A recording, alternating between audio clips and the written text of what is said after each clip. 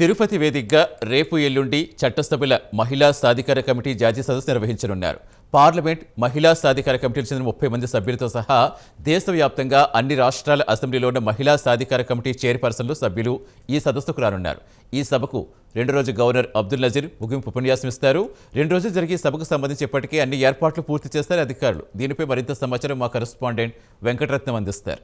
భారతదేశంలోనే మొట్టమొదటిసారిగా మహిళా సాధికారిక సదస్సును తిరుపతిలో ఏర్పాటు చేయడం జరిగింది. అయితే తిరుపతిలో తిరుచానూరు దగ్గర ఉన్నటువంటి రాహుల్ కన్వెన్షన్ హాల్లో ఈ సదస్సును 2 రోజుల పాటు రేపు ఎల్లుండు 2 రోజుల పాటు ఈ సదస్సును రాహుల్ కన్వెన్షన్ హాల్లో ఏర్పాటు చేయబడినారు. ఇదే రాహుల్ కన్వెన్షన్ హాల్ మనం చూడొచ్చు. ఈ ప్లేస్లోనే రేపు సదస్సు మొత్తం జరగనుంది.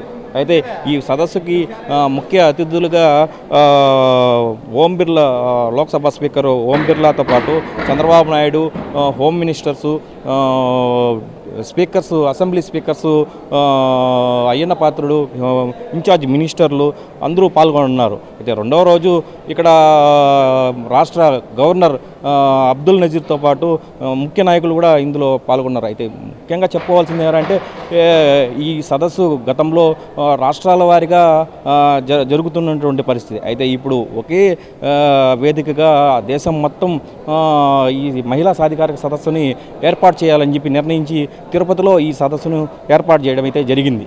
అయితే ఈ సదస్సుకి ముఖ్యంగా చెప్పుకోవాల్సిన 2 ఎజెండాలు అయితే ఉండాలి. వికసిత్ భారత్ కోసం మహిళలకు అభివృద్ధి ధ్యేయంగా చేయాలని చెప్పి ఒక ఎజెండాని, 2వది మహిళలకు సాధికారికత అనే అంశాన్ని కూడా ఇందులో పొందుపరచడం అయితే జరిగింది. మహిళలు వీళ్ళకి ఎంత ప్రాధాన్యత ఇవ్వాలి, డిజిటల్లో కానీ, వ్యవసాయ రంగంలో కానీ, ఇట్లా ఇంటెలిజెన్సు, బ్లాక్ చైన్, రోబోటిక్స్ ఇలాంటి అన్ని రంగాల్లో మహిళలకి ప్రాధాన్యత ఉండాలని చెప్పి కూడా ఇక్కడ ఈ సదస్సులో 2 రోజుల పాటు నిర్వహించున్నారు.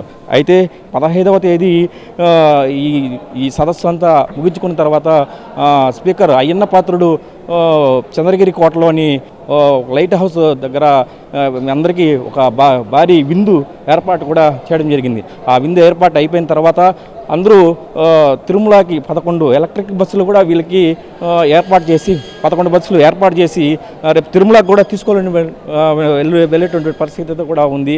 అయితే వీళ్ళకి దర్శనం ఏర్పాట్లు చేసి వీళ్ళకందరికీ దర్శనం ఏర్పాటు చేసి సాధారణంగా అందరినీ వీడ్కోలు చెప్పాలని కూడా అందరూ ఆలోచిస్తున్నటువంటి పరిస్థితి అయితే ఉంది.